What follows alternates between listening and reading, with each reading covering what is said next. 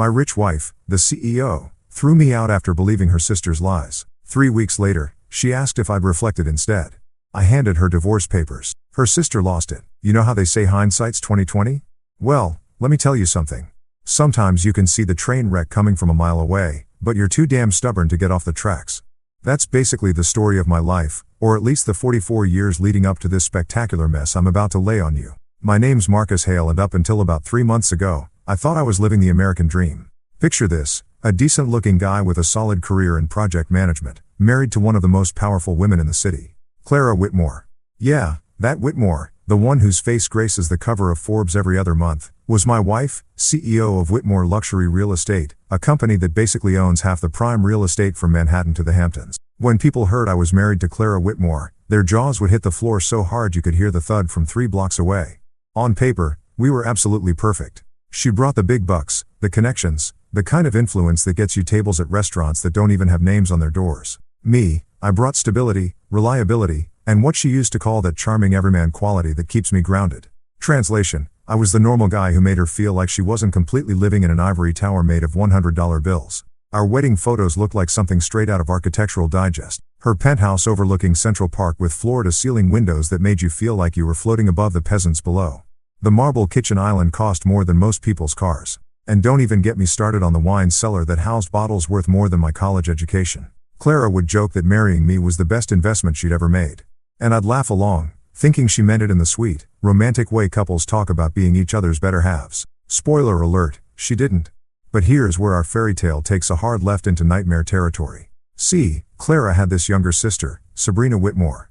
And if Clara was the golden child who could do no wrong, then Sabrina was the family's professional disappointment wrapped in designer clothes and an attitude that could curdle milk. Sabrina was 28, unemployed by choice, and had perfected the art of living off her sister's generosity like it was an Olympic sport.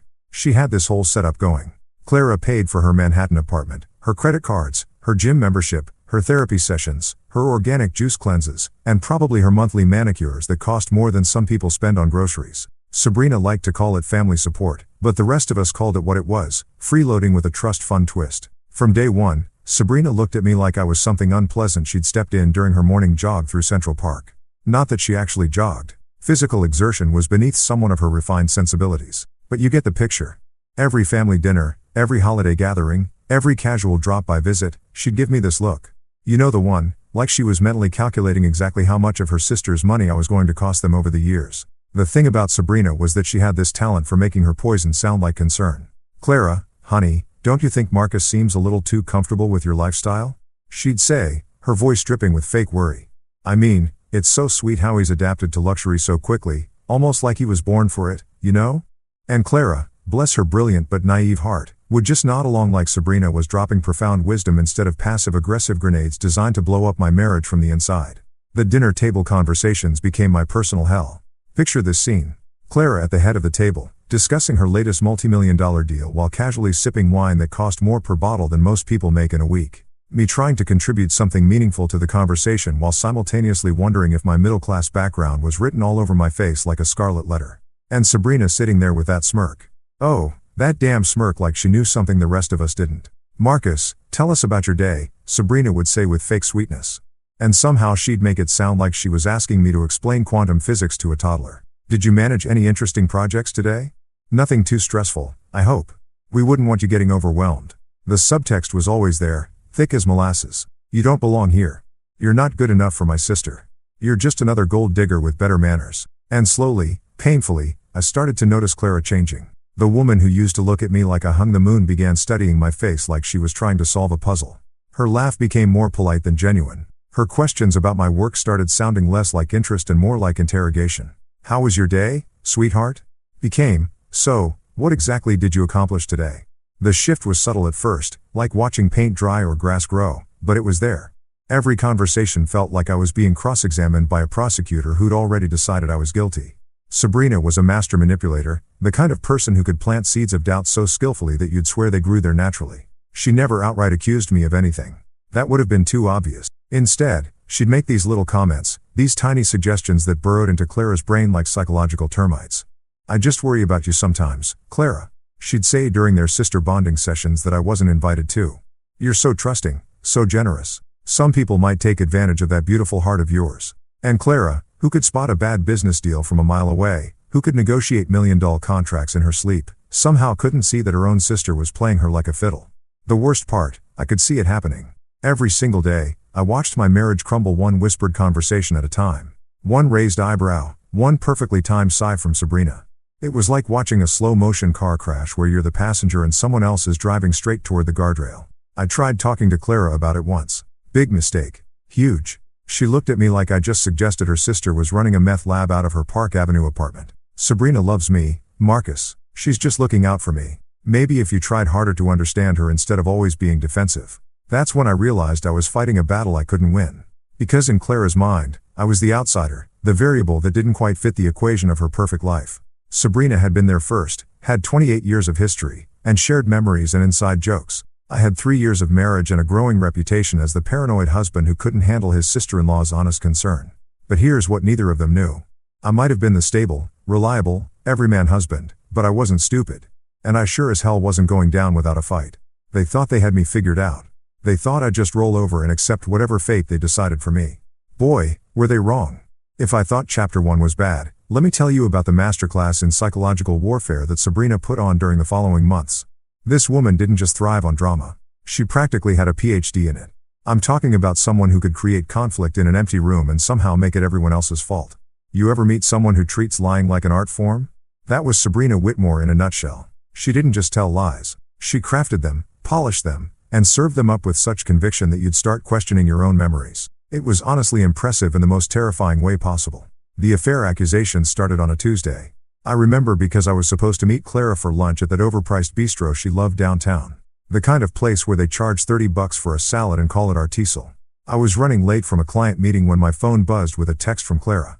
Rain check on lunch. Need to think about some things Sabrina told me. Some things Sabrina told her. Those 6 words should have come with a hazmat warning because they were about to poison everything we'd built together. When I got home that evening, the temperature in our penthouse felt like it had dropped about 20 degrees. Clara was sitting in her favorite chair, the white leather monstrosity that cost more than most people's monthly rent. With this look on her face like she'd just discovered I'd been running a human trafficking ring out of our spare bedroom. We need to talk, she said. And brother, if you've ever been married, you know those 4 words are basically the relationship equivalent of code red. All hands on deck. Prepare for impact. Sure, babe. What's up? I said, trying to keep things light while my stomach was doing gymnastics routines that would make an Olympic athlete jealous. Clara took a deep breath. The kind you take before you jump off a cliff or tell someone their dog died. Sabrina saw you having lunch with a woman today. A blonde woman at Cafe Milano. Now, here's where it gets absolutely ridiculous. First off, I wasn't at Cafe Milano. I was in a conference room with 3 middle-aged guys discussing pipeline schedules for a construction project. Second, the only blonde I'd interacted with all day was the barista at Starbucks who spelled my name, Marcus, despite me spelling it out for her. But Sabrina had planted this seed, and Clara was already nurturing it like it was going to bloom into a beautiful garden of justified suspicion. Clara, honey, I was in meetings all day. I can show you my calendar, my emails. Hell, I can probably get security footage from my office building if you want.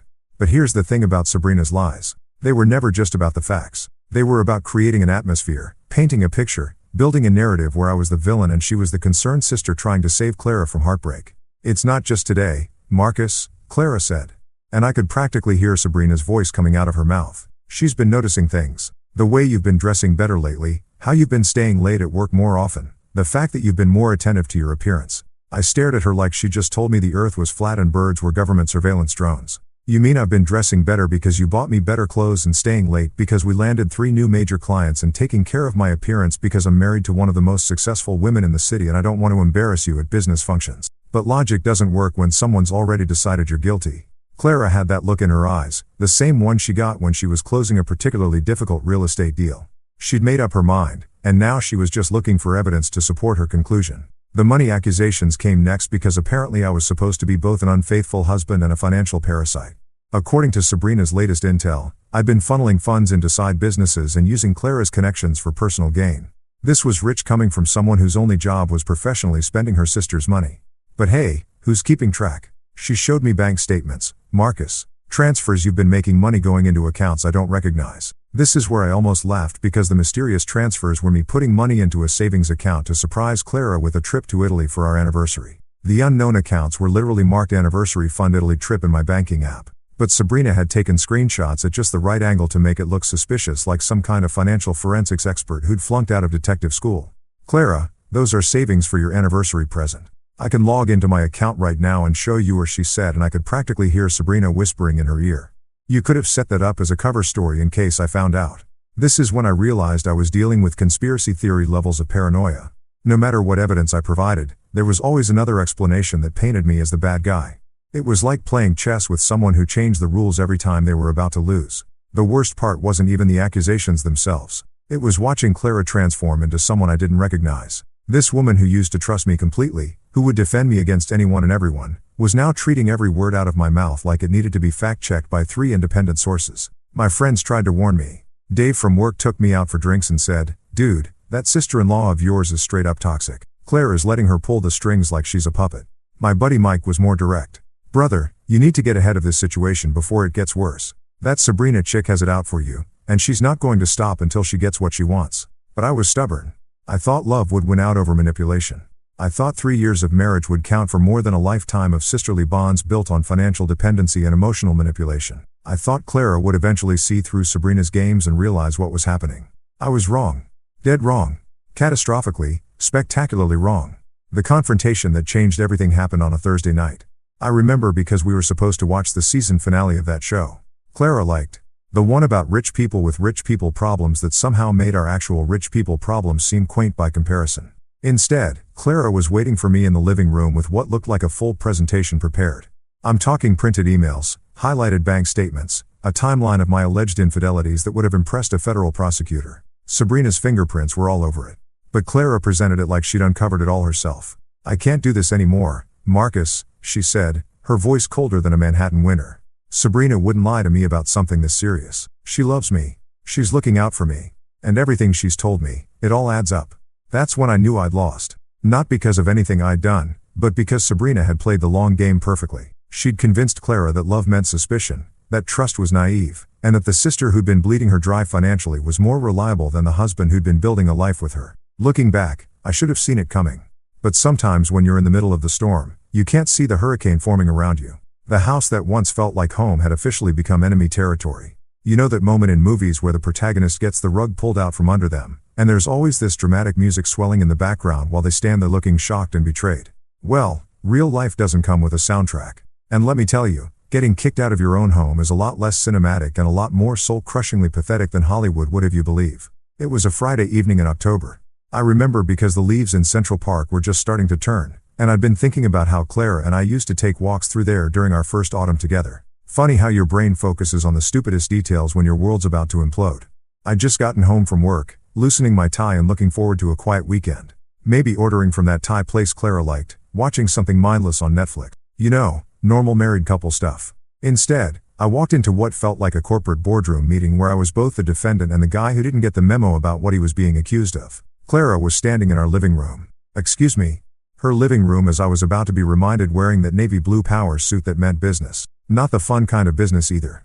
The kind of business that ends with someone getting fired, divorced, or in my case, both simultaneously. Her arms were crossed. Her expression was colder than a penguin's ass in Antarctica. And behind her, like some sort of designer dress demon whispering in her ear, stood Sabrina with a smirk that could have powered half of Manhattan. "We need to talk," Clara said, which was becoming her favorite phrase lately. It was like she'd trademarked those 4 words and decided to use them as a weapon of mass destruction against my peace of mind.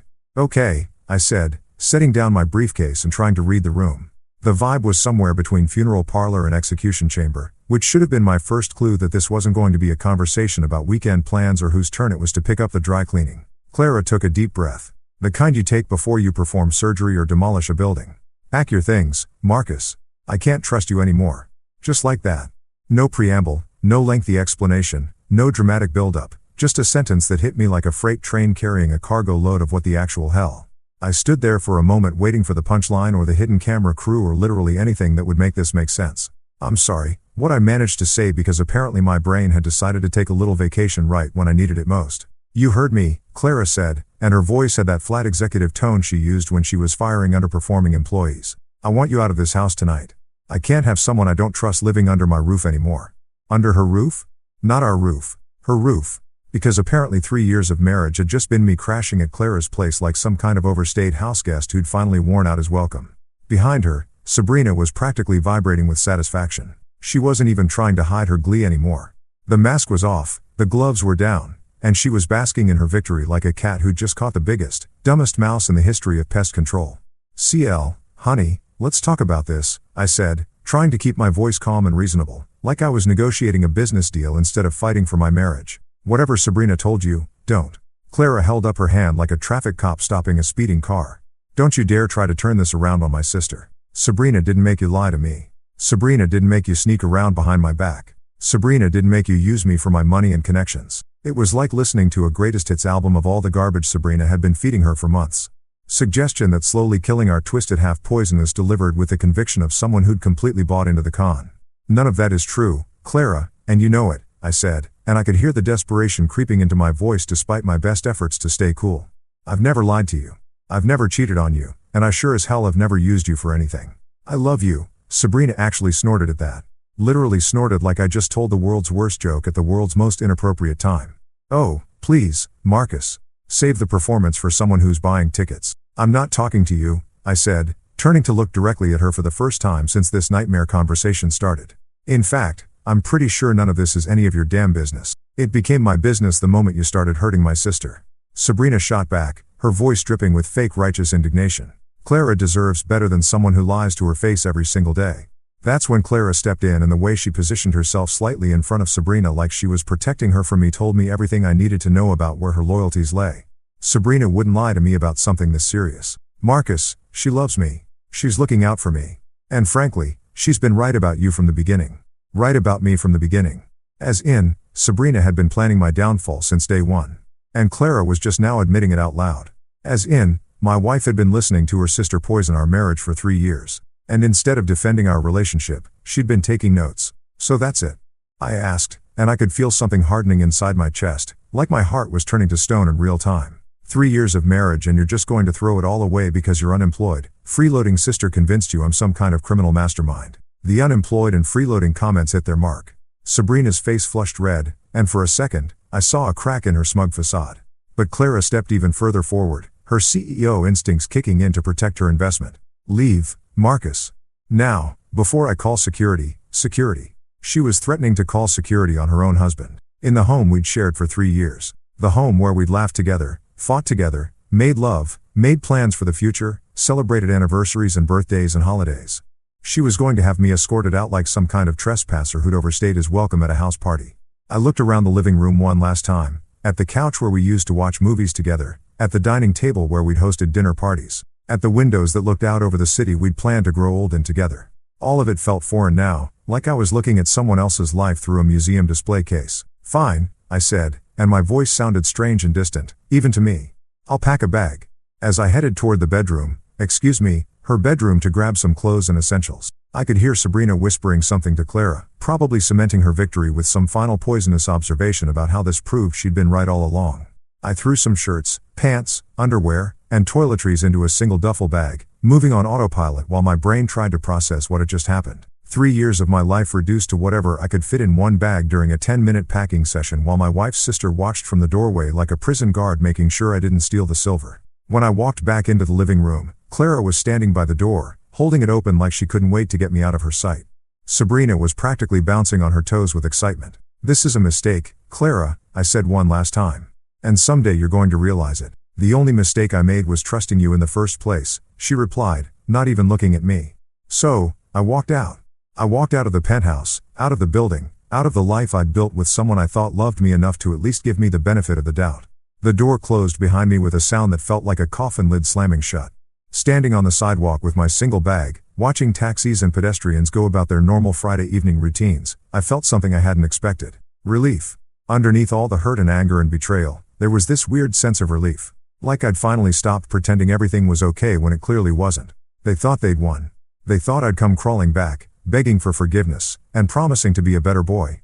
They had no idea what they just unleashed. You ever been to one of those fancy spas where they put you in a sensory deprivation tank and tell you it's supposed to be therapeutic? Well, Let me tell you about the 3 weeks I spent in my crappy downtown apartment because it was basically the same experience except instead of finding inner peace, I was plotting the most elegant revenge in the history of marital warfare. My new place was what real estate agents like to call cozy and normal people call a shoe box with delusions of grandeur. 600 square feet of pure mediocrity, complete with a refrigerator that sounded like a dying whale and neighbors who apparently thought practicing interpretive dance at 2 o'clock in the morning was a perfectly reasonable life choice. After 3 years of living in Clara's penthouse palace, this place felt like I'd been demoted from first class to the cargo hold of life. But you know what? It was mine. Nobody could kick me out of it. Nobody could stand in the living room and tell me to pack my things because they didn't trust me anymore. And most importantly, nobody could fill the air with poisonous whispers about what a terrible person I was while I was trying to watch Netflix and eat cereal for dinner like a functioning adult. The first few days were rough. I'll admit it. I spent a lot of time staring at the ceiling, wondering how the hell my life had taken such a hard left turn into Crazyville. I'd wake up in the morning and reach for Clara, only to remember that Clara was probably having champagne breakfast with her psychotic sister, celebrating their victory over the evil husband who'd apparently been running some kind of long-con marriage scam for 3 years. But here's the thing about hitting rock bottom. It's actually pretty solid ground to build on. And while I was sitting there in my apartment eating takeout Chinese food and wondering if this was what a midlife crisis looked like, something interesting started happening. My phone wasn't ringing. Not once. Not a single call from Clara asking how I was doing or if I was okay or if maybe we should talk about things like adults instead of letting her sister orchestrate my exile like some kind of designer-dressed puppet master. Radio silence. Complete and total radio silence, which told me everything I needed to know about how much my 3-year marriage had really meant to her. Apparently, throwing out your husband was like throwing out old furniture. Once it's gone, you don't really think about it anymore. But Sabrina was having the time of her life. Social media became her personal victory lap, and I got to watch the whole show from my front row seat in Loserville. Instagram stories featuring expensive lunches with captions like "so grateful for family who really have your back." Facebook posts about toxic people and how sometimes you have to cut dead weight to truly flourish. Twitter updates about supporting strong women who deserve better. Each post was like a little digital middle finger aimed directly at me. And the worst part, she was doing it all from Clara's accounts, Clara's events, Clara's money. The unemployed sister who'd never worked a day in her life was playing social media influencer with someone else's success. And somehow I was the villain in this story. But instead of getting pissed off, which is what the old Marcus would have done, I started getting curious. Because here's what didn't add up. If I was such a terrible husband, such a lying, cheating, money-grabbing scumbag, why wasn't Clara talking about it? Why wasn't she posting her own free at last celebration posts? Why was Sabrina doing all the public victory dancing while Clara stayed conspicuously quiet? That's when I started paying attention to the details. And brother, when you're a project manager who spent 20 years of his career catching other people's mistakes and fixing other people's messes, you develop a pretty good eye for things that don't quite line up. Like the fact that Clara's company had been unusually quiet lately. No big announcements, no new developments, no press releases about record-breaking sales quarters. For a woman who usually treated her business success like a full-contact sport, the silence was deafening. Like the fact that Sabrina's social media posts, while frequent and obnoxious, were all taking place at the same handful of locations. The Penthouse, that overpriced cafe, Clara liked, the same 3 or 4 restaurants. For someone who was supposedly living her best life, she wasn't getting around much. Like the fact that none of Clara's business associates or friends had reached out to me, not to offer condolences, not to ask what happened, not even to be nosy about the divorce rumors that were probably circulating through their social circles like wildfire. In a community where gossip traveled faster than bad stock tips, the complete silence was weird. So, I started doing what I do best, research. Not the creepy stalker kind of research. I'm not a psychopath, but the methodical professional kind of research that comes from years of managing complex projects where one missed detail can cost everyone involved a fortune. I started with the easy stuff. Public records, business filings, anything that was legally available to anyone who bothered to look. And that's when things started getting interesting. Turns out Whitmore Luxury Real Estate had been having what you might call a challenging fiscal quarter. Several deals had fallen through. A couple of major investors had pulled out and there were some regulatory issues with a development project that had been Clara's pet project for the past 2 years. Nothing catastrophic, but definitely not the kind of smooth sailing Clara was used to. Then I started looking into the prenup. You remember the prenup, right? The one Clara had insisted on back when we were so in love that she wanted to make sure I was protected if anything ever happened to her business empire. The one she drafted when she was still thinking with her heart instead of listening to her sister's paranoid fantasies. Here's something most people don't know about prenups. They're not just about protecting the wealthy spouse from the poor spouse. Sometimes, depending on how they're written and when they're signed, they can work the other way around, especially when the wealthy spouse initiates a divorce based on false accusations and refuses to attempt counseling or mediation. I spent hours reading through that document.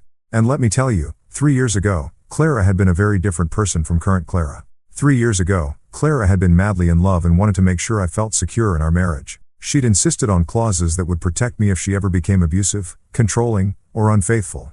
She'd included provisions for substantial alimony if the marriage ended due to her misconduct or unreasonable behavior. Unreasonable behavior like, say, throwing your husband out of the house based on lies told by your freeloading sister without any evidence of actual wrongdoing and refusing to even attempt to work through your problems like adults.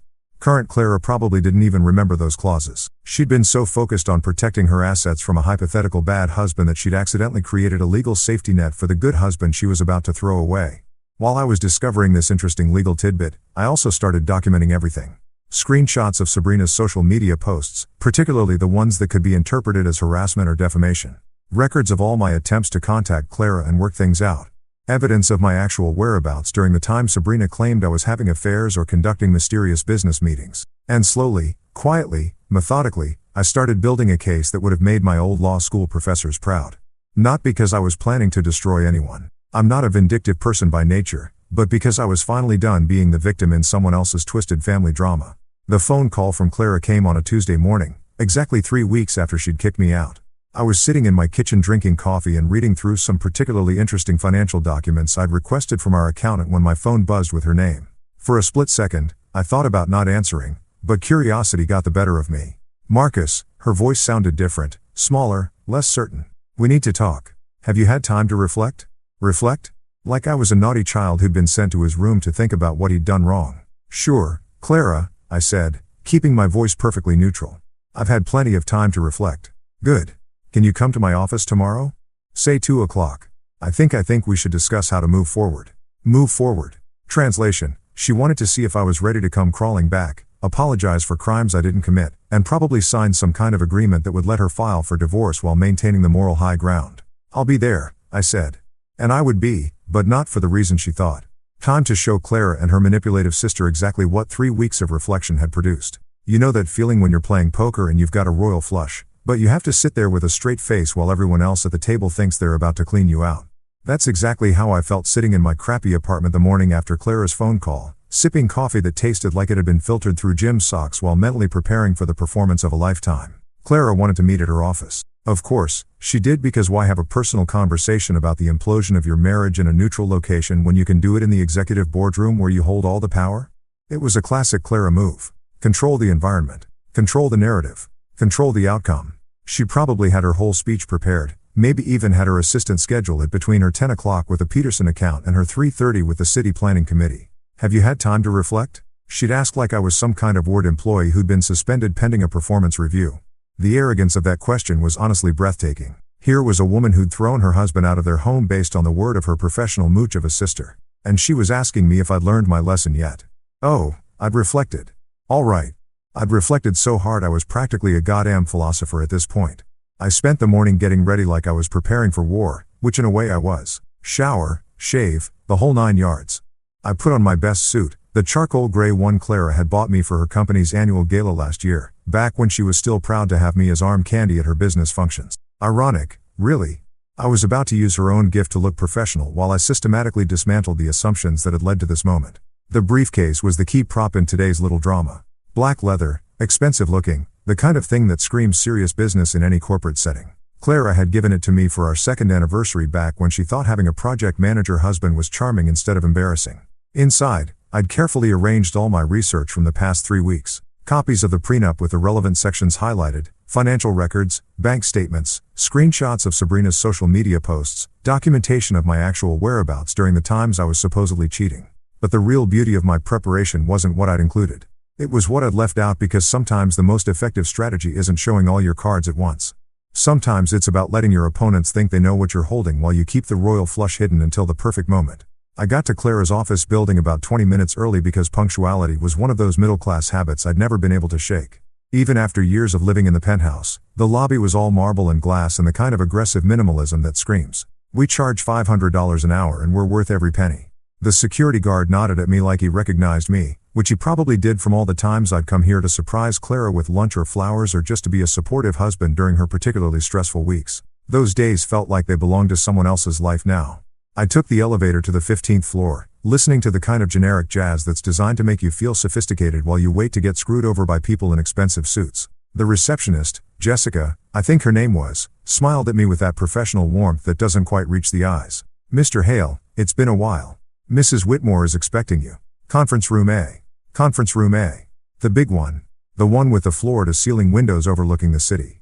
The one where Clara held her most important meetings with investors and city officials. She wasn't just meeting with me. She was making a statement. This was business now, not personal. I was being summoned to the principal's office to discuss my behavioral issues. I sat in the waiting area watching Clara's employees go about their daily routines. These were people I'd met at company parties. People who'd congratulated me when Clara and I got married.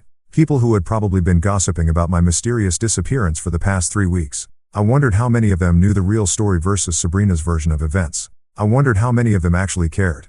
The thing about corporate environments is that they have this way of making everything feel important and official, even when it's just personal drama dressed up in business attire. But that formality works both ways. If Clara wanted to treat this like a business meeting, then I was going to give her the full professional experience. My phone buzzed with a text from my lawyer. "Documents ready when you are. Give them hell." Documents plural. Because while Clara had been spending the past 3 weeks basking in her victory over the terrible husband, I'd been doing something she apparently hadn't considered. I'd been getting legal advice from someone who actually knew what they were talking about. At exactly 2 o'clock, Jessica appeared at my side with that same professional smile. "Mrs. Whitmore is ready for you now." I followed her down the hallway, past the motivational posters and awards and photographs of Clara shaking hands with various important-looking people. This was her domain, her kingdom, her carefully constructed monument to success and control. And in about 10 minutes, I was going to show her exactly how much control she actually had over this situation. The conference room door opened and there she was, Clara, sitting at the head of the long mahogany table like she was chairing a board meeting instead of having a conversation with her harangued husband. She looked good. She always looked good, but there was something different about her face. Tired maybe or stressed. The past 3 weeks hadn't been as easy as she'd pretended. And there sitting to her right like some kind of evil advisor was Sabrina. Because of course Sabrina was there. Of course, the woman who'd orchestrated this entire situation would want to be present for my humiliation. She was probably planning to live tweet the whole thing. "Marcus," Clara said, gesturing to the chair across from her. "Please sit down." I sat down and placed my briefcase on the table with deliberate care. Both women looked at it with curiosity, probably wondering what pathetic collection of apologies and promises I'd brought to gravel my way back into their good graces. "Thank you for coming," Clara continued, slipping into her CEO voice like putting on a familiar jacket. "I hope these past few weeks have given you time to think about everything that's happened between us. Everything that's happened between us, like our marriage had just spontaneously combusted instead of being systematically destroyed by the woman sitting next to her." "Oh, I've been thinking," I said, keeping my voice calm and pleasant. "I've been thinking a lot." Sabrina leaned forward slightly, that familiar smirk playing around the corners of her mouth. She was enjoying this already, anticipating the moment when I'd break down and beg for forgiveness while she got to play the role of the protective sister who'd saved Clara from a terrible mistake. "Good," Clara said, "because I think we need to discuss how we're going to handle this situation going forward. Our marriage, our living arrangements, our future. Our future." The way she said it with that slight pause told me everything I needed to know about what kind of future she had in mind. There would be a divorce probably with me taking the blame for the whole mess. There would be a settlement probably heavily weighted in her favor. There would be a narrative where she was the successful businesswoman who'd been taken advantage of by a gold-digging husband and Sabrina was the loyal sister who tried to warn her. It was a nice plan, clean, simple, effective. Too bad for them that I'd spent the past 3 weeks coming up with a better one. "Actually, Clara," I said, reaching for my briefcase. "I think you're right. We do need to discuss our future, and I brought along some materials that I think will help clarify exactly what that future is going to look like." The briefcase clicked open with a sound that seemed to echo in the suddenly quiet room. Both women were staring at me now with expressions that had shifted from confident control to something that looked suspiciously like uncertainty. "Before we get started," I continued, pulling out a neat stack of papers, "I just want to say that I've done a lot of reflecting over the past 3 weeks about our marriage, about trust, about what happens when people make assumptions without checking the facts first." I placed the papers on the table between us and looked directly at Clara for the first time since I'd walked into the room. "And what I've concluded is that you're absolutely right. We do need to discuss how we're going to handle this situation going forward." I slid the papers across the table to her with a smile that probably looked a lot more confident than I felt. "Starting with these divorce papers, I'd like you to sign. You know that moment in chess when you move your queen into position and your opponent suddenly realizes they've been playing checkers this whole time? That's exactly what Clara's face looked like when those divorce papers hit the mahogany table with all the subtle impact of a nuclear bomb wrapped in legal letterhead. The silence in that conference room was so thick you could have cut it with a butter knife and served it as an appetizer at one of Clara's fancy business dinners. Both women were staring at the documents like I just pulled a live snake out of my briefcase instead of a perfectly legitimate legal filing that had been prepared by one of the best divorce attorneys in the city. Clara's hand was hovering over the papers like she was afraid they might burst into flames if she actually touched them. Her perfectly composed CEO mask was starting to crack around the edges, and I could practically see the gears turning in her head as she tried to figure out how the hell the meeting had gotten away from her this quickly. Sabrina, on the other hand, looked like someone had just told her Christmas was cancelled and her trust fund had been donated to charity. The smirk that had been permanently attached to her face for the past 3 weeks had vanished completely, replaced by an expression that was somewhere between confusion and pure unadulterated panic. What is this? Clara finally managed to say, her voice carrying just the tiniest tremor that told me I'd succeeded in rattling her cage in a way that probably hadn't happened since her first board meeting 20 years ago. Those are divorce papers, I said helpfully, like I was explaining basic math to a particularly slow kindergartner. You know, the legal documents that officially end a marriage when one party decides to throw the other party out of their shared home based on completely fabricated accusations. I kept my voice pleasant and conversational, the same tone I'd use to discuss the weather or ask someone to pass the salt. Professional courtesy, you might call it. After all, we were in a business setting, and I believed in maintaining appropriate workplace decorum, even when I was systematically destroying someone's assumptions about how this conversation was going to go. Clara picked up the papers with hands that were definitely not as steady as they've been 5 minutes ago. Her eyes started scanning the first page, and I watched her face go through a fascinating series of expressions as the reality of the situation began to sink in. Confusion gave way to shock. Shock gave way to disbelief, and disbelief was rapidly approaching something that looked suspiciously like the early stages of pure terror. Marcus, she said slowly, like she was trying to talk a jumpy horse into not throwing her off a cliff. Surely, we can discuss this like adults. There's no need for lawyers and legal proceedings. We can work something out privately. Privately. Translation, she wanted to negotiate this mess behind closed doors where she could control the narrative and minimize the damage to her reputation, where she could spin it as a mutual decision instead of the train wreck it actually was. Oh, we absolutely can discuss this like adults. I agreed cheerfully. In fact, that's exactly what we're doing right now. You're an adult. I'm an adult. And these are adult consequences for adult decisions. Funny how that works, isn't it? Sabrina had been unusually quiet during this exchange, which should have been my first warning that she was about to do something spectacularly stupid, but I was so focused on watching Clara's world crumble in real time that I didn't notice the storm brewing in the cheap seats until it was too late. You can't do this. Sabrina suddenly exploded, slamming her manicured hand down on the table hard enough to make the water glasses jump. You can't just waltz in here and destroy my sister's life because you got caught red-handed. And there it was. The mask was completely off now. And Sabrina was showing her true colors in all their ugly, manipulative glory. Gone was the concerned sister act. The subtle poison whispered in Clara's ear. This was pure, undiluted rage from someone who just realized that her carefully constructed house of lies was about to come tumbling down around her ears. Caught red-handed doing what exactly? I asked, turning to look at her directly for the first time since this whole circus had started. Please enlighten me. What exactly was I caught doing? You know what you did? She shrieked, her voice hitting a pitch that probably had dogs howling 3 blocks away. The affairs, the money, the lies. Which affairs? I interrupted calmly. The ones where I was supposedly seen at Café Milano when I was actually in a conference room with witnesses who can verify my whereabouts. Or maybe you're talking about the mysterious blonde woman who turned out to be a barista at Starbucks who can't spell my name correctly on a coffee cup. Sabrina's face was turning an interesting shade of red that clashed horribly with her designer outfit. The money transfers, the secret accounts, you mean my anniversary savings account. I pulled out my phone and opened my banking app with theatrical precision. The one labeled Anniversary Fund Italy trip that I was using to surprise Clara with a romantic vacation. Would you like to see the screenshots or should I just email them directly to Clara's legal team? This was the beautiful thing about dealing with pathological liars. They never expect you to have actual facts to back up your side of the story.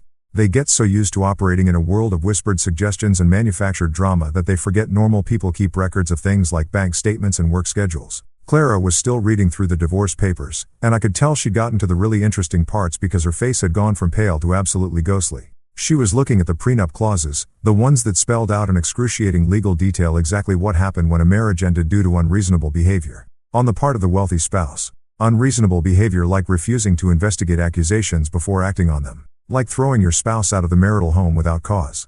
Like prioritizing the word of a financially dependent family member over the person you'd promised to love, honor, and trust until death do you part.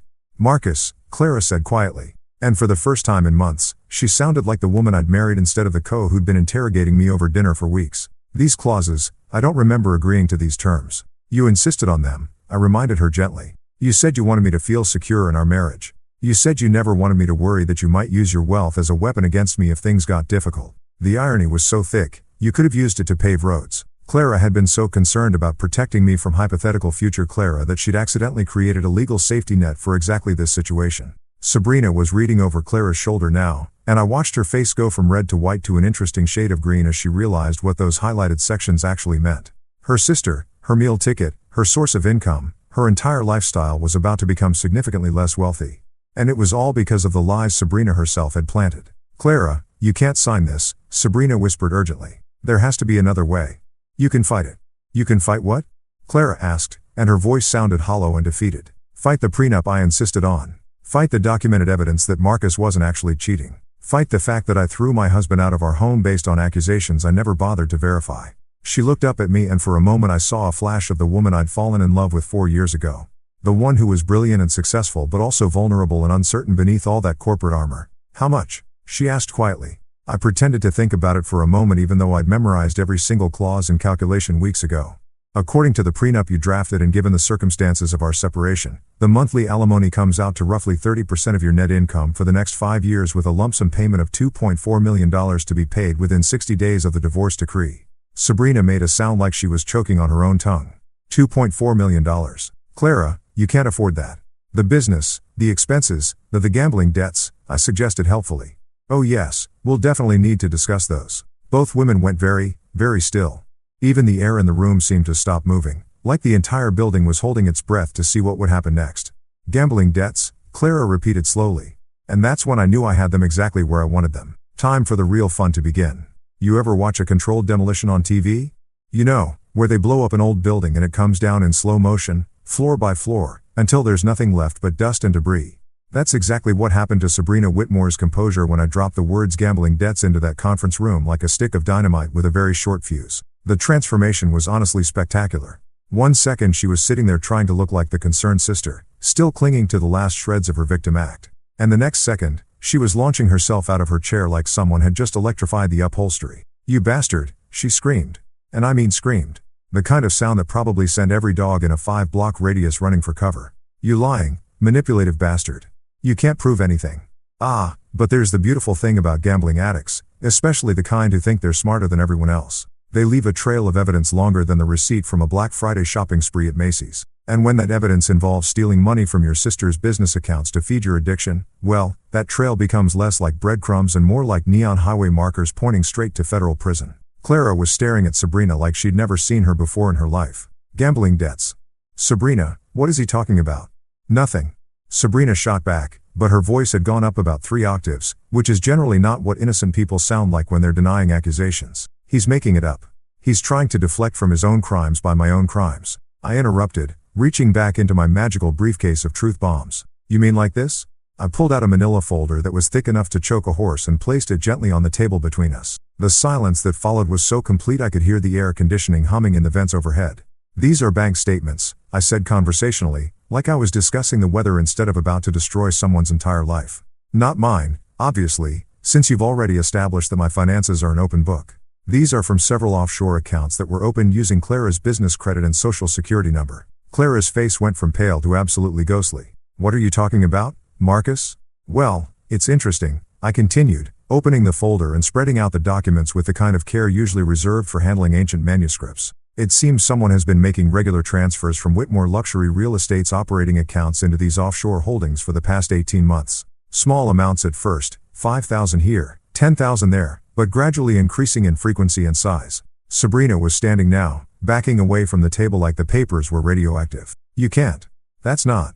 How did I get these? I smiled at her with all the warmth of a shark who'd just spotted a wounded seal. Funny thing about being married to a CEO, you pick up a few contacts in the financial investigation business. Turns out, when you pay the right people enough money, they can trace just about any financial irregularity back to its source. I pulled out another sheet. This one with highlighted sections that looked like a Christmas tree had exploded all over it. This particular account shows regular withdrawals at various casinos in Atlantic City, Las Vegas, and my personal favorite, an online poker site called Lucky Ladies Last Chance. Really classy name, by the way. Very subtle. Clara was reading over my shoulder now, her breathing getting shallow and quick like someone was slowly squeezing all the air out of the room. Sabrina, please tell me this isn't what it looks like. It's not what it looks like. Sabrina shrieked, but she was still backing toward the door like she was planning to make a run for it. He's fabricated all of this. He's trying to frame me because he knows he's caught. That's when I pulled out my phone and opened up the photo gallery with the kind of theatrical flourish that would have made Shakespeare proud. You know, Sabrina, for someone who's supposedly being framed, you sure do take a lot of selfies at casino tables. The photos were beautiful. Really crystal clear shots of Sabrina living her best life at blackjack tables, slot machines, and poker games, all tagged with locations and timestamps that corresponded perfectly with the dates of the mysterious account withdrawals. Social media had been her downfall. She'd been so proud of her high roller lifestyle that she documented every single gambling session like she was creating evidence for her own prosecution. These are from your Instagram account. I explained helpfully to Clara, who was staring at the photos like they were pictures of her sister committing murder. Apparently, Sabrina thought her gambling adventures were worth sharing with the world. Very civic-minded of her. Really made my investigator's job much easier. Clara's voice was barely above a whisper. You stole from my company. You stole from me. I didn't steal anything. Sabrina was full-on hyperventilating now. Her designer dress sticking to her with sweat despite the air conditioning that was probably set to Arctic. It was just borrowing. I was going to pay it back. I was on a winning streak. And a winning streak. I laughed, and I'll admit it wasn't a particularly nice laugh. According to these records, you've lost approximately $473,000 over the past 18 months. If that's a winning streak, I'd hate to see what you consider a losing streak. The number hit Clara like a physical blow. She actually staggered backward and had to grab the edge of the conference table to keep herself upright. $473,000. Sabrina, that's almost half our emergency operating fund. It would have been more, I added cheerfully. But the accounts got flagged by the fraud prevention system last month. Turns out banks get suspicious when someone suddenly starts making large transfers to offshore gambling sites. Who knew? That's when Sabrina completely lost what was left of her mind. She started screaming, not words, just pure inarticulate rage. And before anyone could react, she grabbed the water pitcher from the conference table and hurled it at me with the kind of accuracy that suggested she'd been practicing. I ducked. The picture shattered against the wall behind me in a very satisfying explosion of glass and water. And suddenly, the conference room looked like a hurricane had blown through it. You destroyed everything, she screamed, advancing on me with her hands curved into claws like she was planning to scratch my eyes out. Everything I worked for. Everything I built. Everything you built. Clara's voice cut through the chaos like a sword through silk. You built nothing, Sabrina. You've never worked a day in your life. You've been living off my money, stealing from my company, and apparently lying to me about everything for years. The sisters were facing each other now across the wreckage of the conference room, and the family resemblance had never been clearer. They had the same bone structure, the same general build, but Clara looked like strength and determination, while Sabrina looked like those qualities had been twisted into something desperate and ugly. I protected you from him. Sabrina shrieked, pointing at me like I was the devil himself. He was using you. He was going to take everything you worked for. The only person who's been taking everything I worked for is you. Clara shot back, and her voice had that cutting edge that made her opponents in business negotiations break out in cold sweats. You've been robbing me blind while telling me my husband was the criminal. I decided this was probably a good time to interject before someone ended up needing medical attention. Clara, I think we should call security and probably the police. Embezzlement is a felony and assault with a water pitcher is at least a misdemeanor. The word police seemed to snap Sabrina back to something resembling reality. She stopped advancing on me and started looking around the room like she was just now realizing how completely screwed she was. CL, please, she said. And suddenly, her voice was small and desperate instead of angry. I'm your sister. Family, we can work this out. I can get help.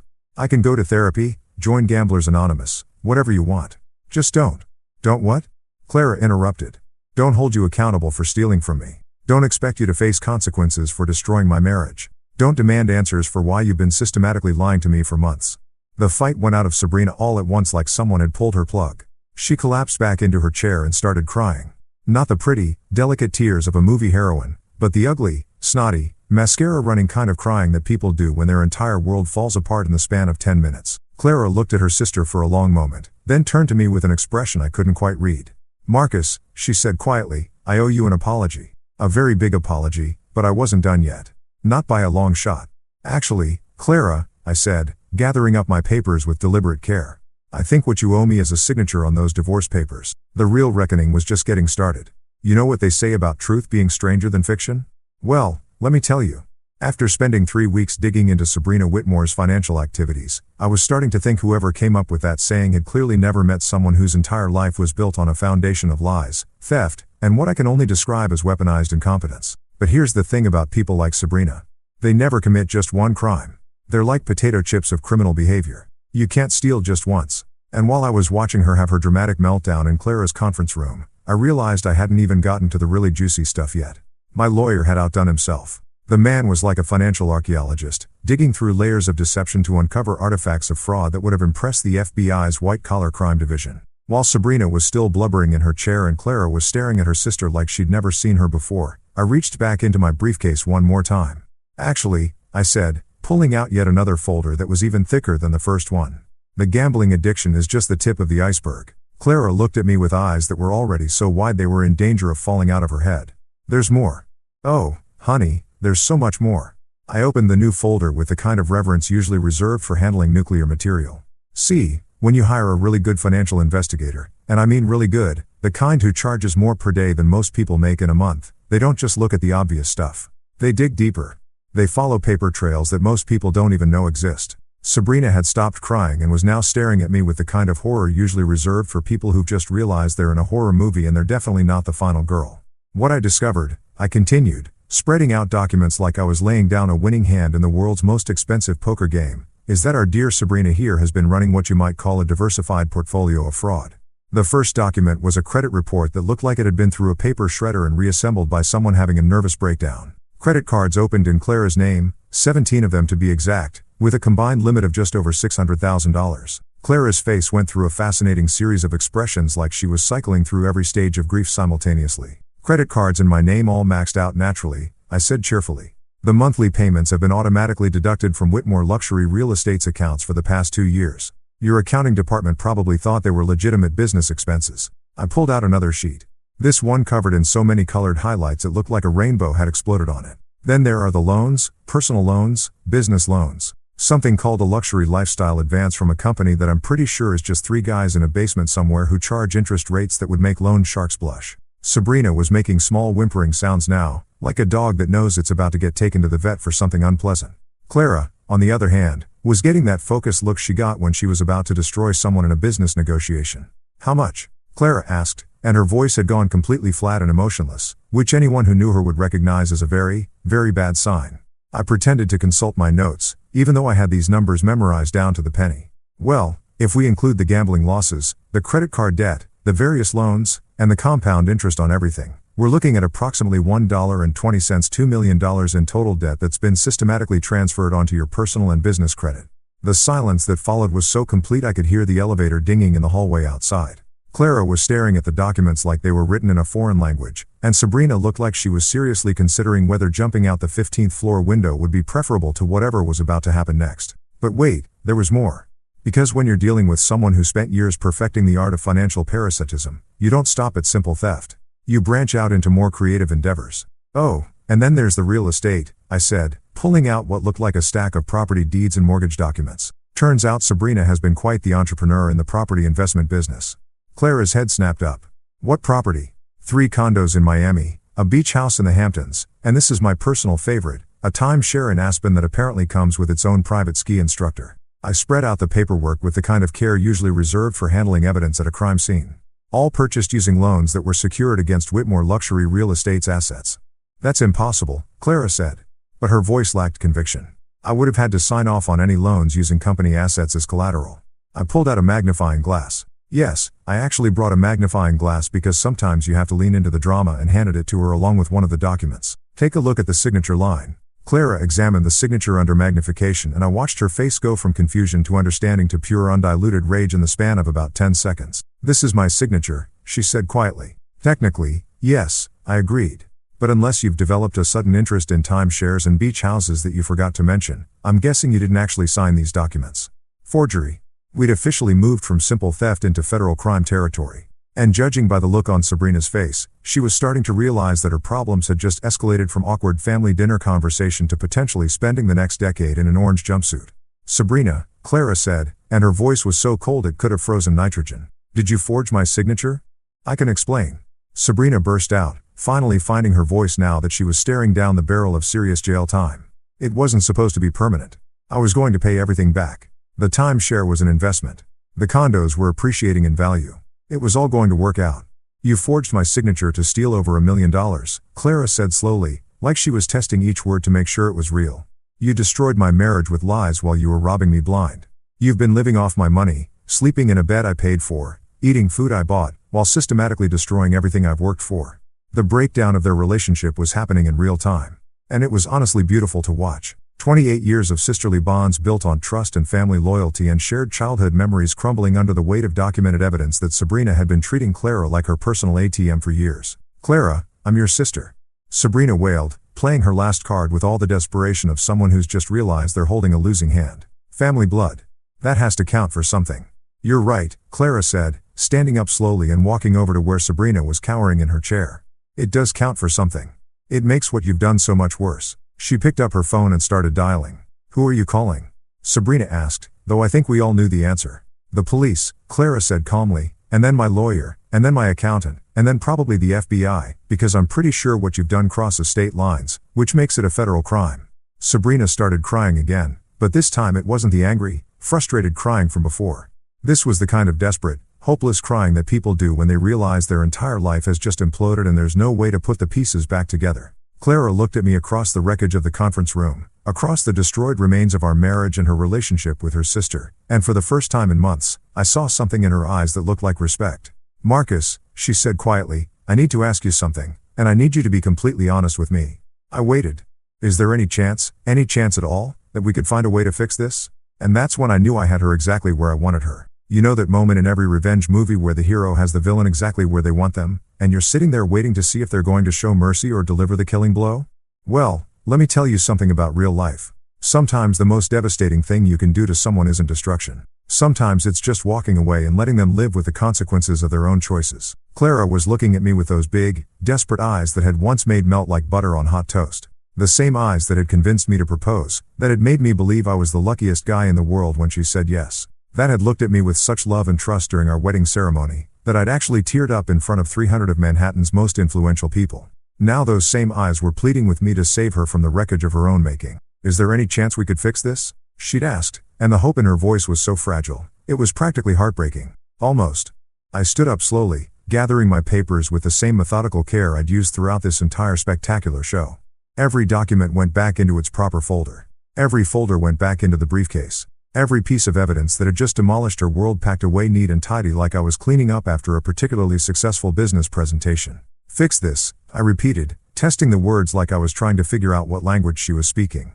CL, honey, I'm not sure you understand what this actually is anymore. Behind her, Sabrina had finally managed to stop crying long enough to pay attention to our conversation, and I could see the desperate calculation in her eyes. She was probably thinking that if Clara and I got back together, maybe she could somehow wiggle out of the legal nightmare she'd created for herself. Maybe Big Sister would protect her one more time, cover for her crimes, find a way to make all the bad stuff disappear like it always had before. Too bad for Sabrina that those days were officially over. I know I made mistakes, Clara said. And credit where credit's due. She was trying to maintain some dignity even though her entire world was collapsing around her ears. I know I trusted the wrong person. I know I should have believed you instead of. She gestured vaguely at her sister who was still huddled in her chair like a designer-dressed gargoyle. Instead of me, I finished for her. Instead of your husband, instead of the man you promised to love, honor, and trust until death do us part.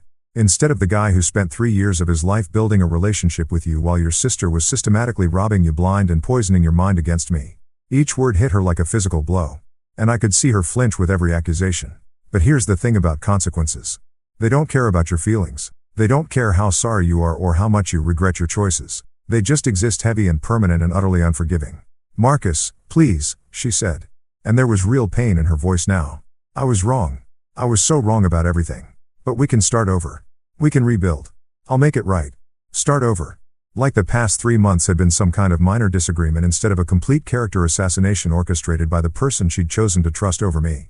Like, I could just forget the night she'd thrown me out of our home like garbage. The weeks of silence, the absolute certainty in her voice when she told me that Sabrina wouldn't lie to her about something so important. How exactly are you planning to make it right, Clara? I asked, closing the briefcase with a satisfying click that seemed to echo through the destroyed conference room. Are you going to give me back the 3 years I spent married to someone who was willing to believe the worst about me without a shred of evidence? Are you going to undo the humiliation of being kicked out of my own home? Are you going to somehow erase the fact that when push came to shove, you chose your lying, stealing, Manipulative sister over the husband who'd never given you any reason not to trust him? The questions hung in the air like smoke from a house fire. And I could see Clara scrambling for answers that didn't exist. Because that's the thing about trust. Once it's broken, really truly broken, all the apologies in the world can't put it back together again. You can say you're sorry. You can promise to do better. You can even mean it with every fiber of your being. But you can unknow what you learned about someone's character when they showed you who they really were in a crisis. And Clara had shown me exactly who she was when things got difficult. She was someone who would throw away 3 years of marriage based on the word of a person who'd been lying to her about everything else in her life. That wasn't the kind of person I wanted to be married to anymore. I love you, she said desperately, playing her last card with all the finesse of someone who just realized the deck was stacked against them. I know I screwed up, but I love you, Marcus. That has to count for something. I looked at her for a long moment. This woman who had been the center of my universe for 3 years. This brilliant, successful, powerful who could negotiate million-old deals in her sleep, but couldn't see through her own sister's pathetically obvious lies. And I felt nothing. No anger, no hurt, no residual love trying to pull me back into the disaster she'd created. Just a vast empty sense of being done with all of it. You know what, Clara? I actually believe that you think you love me, but here's what I've learned about your version of love. It's conditional. It depends on other people's opinions. It evaporates the moment someone whispers something ugly in your ear. That's not love, sweetheart. That's just convenience with feelings attached. Sabrina tried to interject, probably hoping to salvage something from this train wreck, but I held up a hand that stopped her cold. And you, I said, turning to look at her directly. You don't get to say a goddamn word. You've done enough talking for one lifetime. Security will be here soon to escort you out, and then you get to spend the next few years explaining to various law enforcement agencies exactly how you thought stealing over $1 million from your sister was a reasonable life choice. I picked up my briefcase and walked toward the door, leaving both women sitting in the wreckage of their relationship and Clara's business empire. But just before I reached the exit, Clara called out one last time, Marcus, please don't leave like this. I was wrong about everything, but we can fix it. We can go to counseling. We can work through this. I'll do anything. I stopped with my hand on the door handle and turned back to look at her one final time. She was crying now, silent tears that tracked down her cheeks and probably cost more than most people's monthly salary and ruined makeup. And for just a second, I almost felt sorry for her. Almost. You want to know the really sad part about all of this, Clara?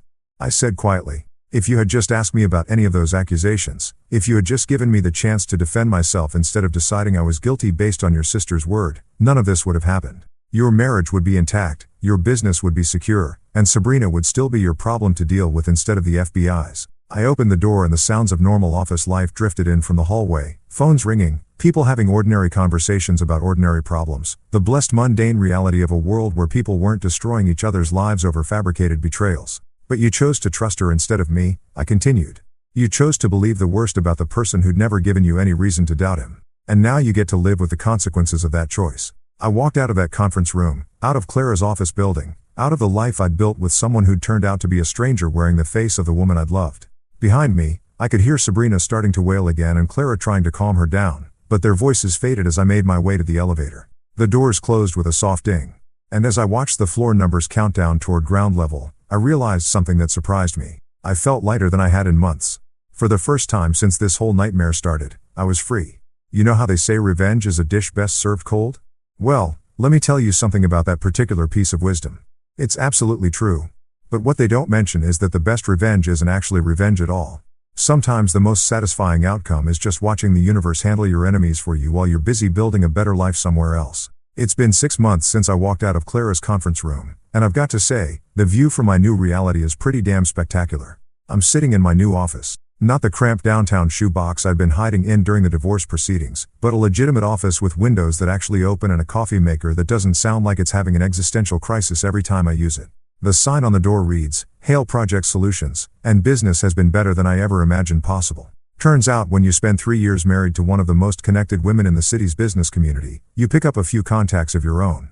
And when those contacts hear that you're newly single and available for freelance project management work, and they've always thought you were the brains behind some of Clara's more successful ventures anyway, well, let's just say my phone started ringing pretty much the day after the divorce was finalized. The irony is beautiful. Really, Clara used to joke that I was her secret weapon in negotiations. The guy who could spot problems before they became disasters and keep complicated projects running smoothly. She thought she was being complimentary, but what she was actually doing was advertising my skills to every major player in Manhattan's business scene. Now, those same people are my clients, and I'm making more money in 6 months as a consultant than I made in 2 years as a salaried project manager. Turns out my middle-class work ethic and attention to detail are pretty valuable commodities when they're not being overshadowed by someone else's trust, fund, and family connections. But the real satisfaction isn't the money or the success or even the vindication of knowing I was right all along.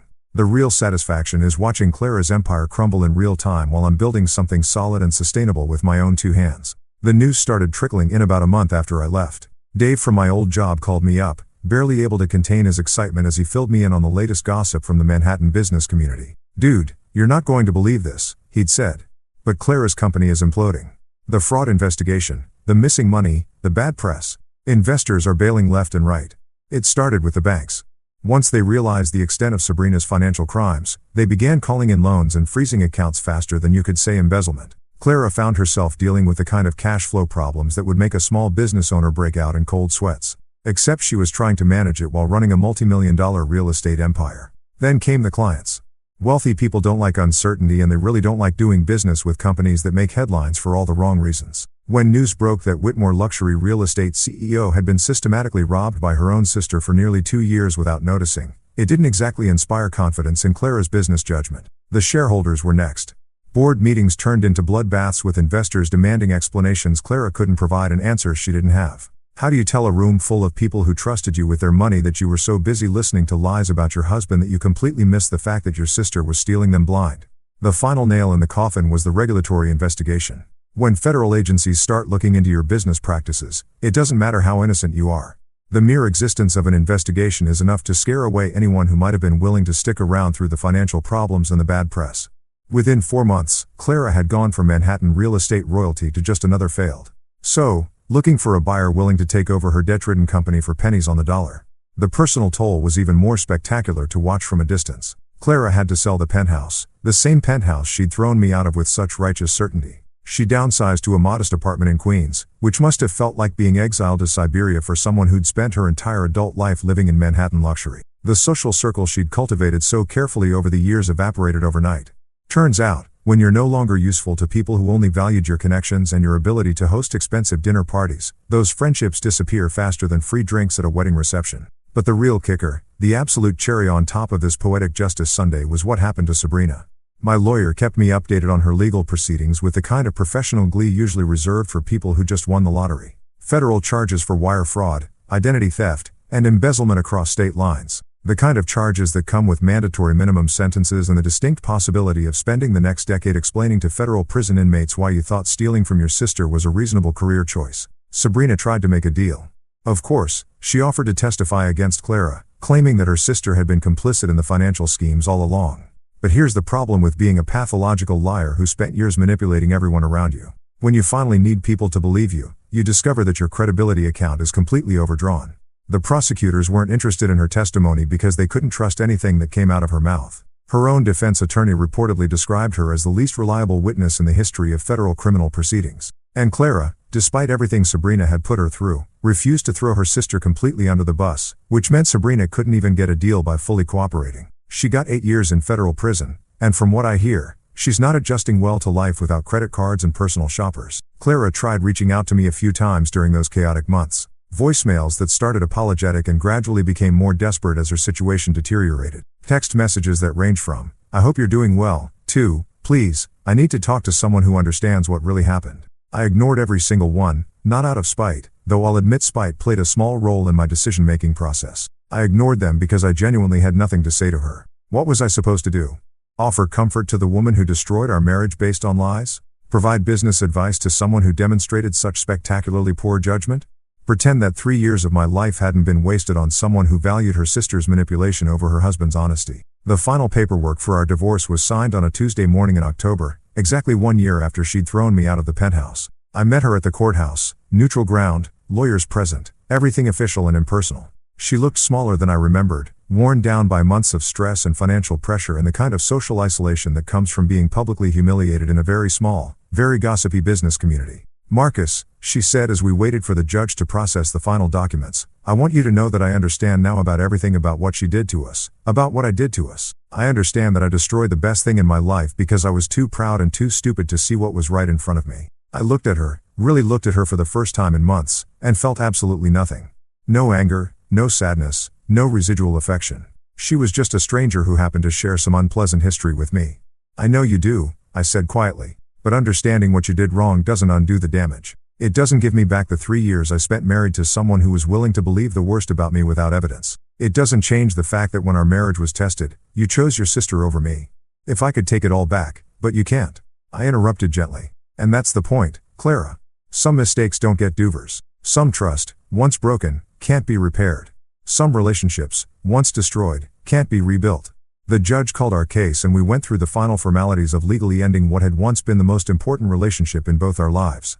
Signatures, stamps, official declarations that Marcus and Clara Hale were no longer married, no longer legally bound to each other, free to pursue separate futures. Walking out of that courthouse, I felt something I hadn't experienced in over a year. Genuine happiness. Not the bitter satisfaction of watching your enemies destroy themselves. Not the grim pleasure of being proven right about everything, but real honest-to-God happiness about what came next.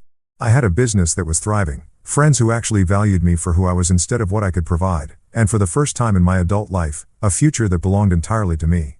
6 months later, I can honestly say that getting thrown out of that penthouse was the best thing that ever happened to me.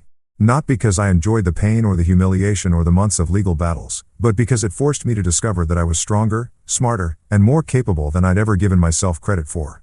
Clara's world collapsed because she built it on a foundation of other people's money and other people's lives. My new world is solid because I built it myself. One honest client relationship and one successful project at a time. And when I signed those final divorce papers, I didn't just end my marriage to Clara Whitmore. I began my life as Marcus Hale. And let me tell you, it's a hell of a lot better than anything I left behind.